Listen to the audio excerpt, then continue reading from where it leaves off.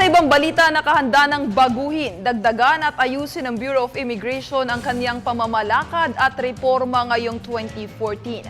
Kaya't ano nga ba ang mga ito? Balitaan mo kami, Noel Perfecto.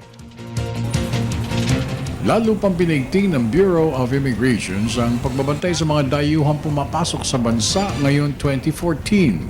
Ayon kay Commissioner Siegfried Mison, hindi pasok sa bansa ang mayroong masasamang records para rin sa seguridad ng lahat.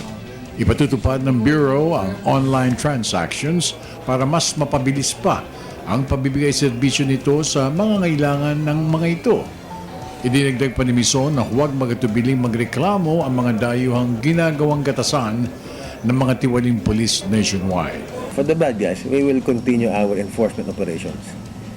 Which, like we did in Batangas, in Binondo. Again, we do not prefer arrest. We do not prefer detention. That is not in our business. Our business really is to make sure that you comply with the law.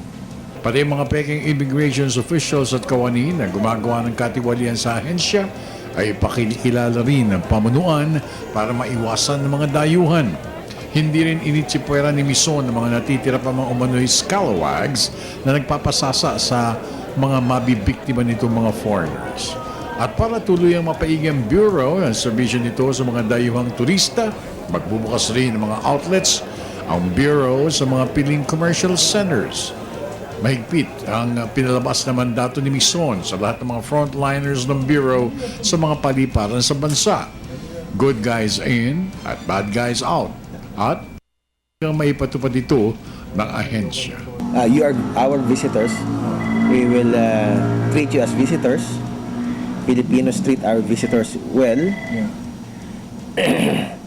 And as visitors, we expect you to obey the law, comply with our regulations.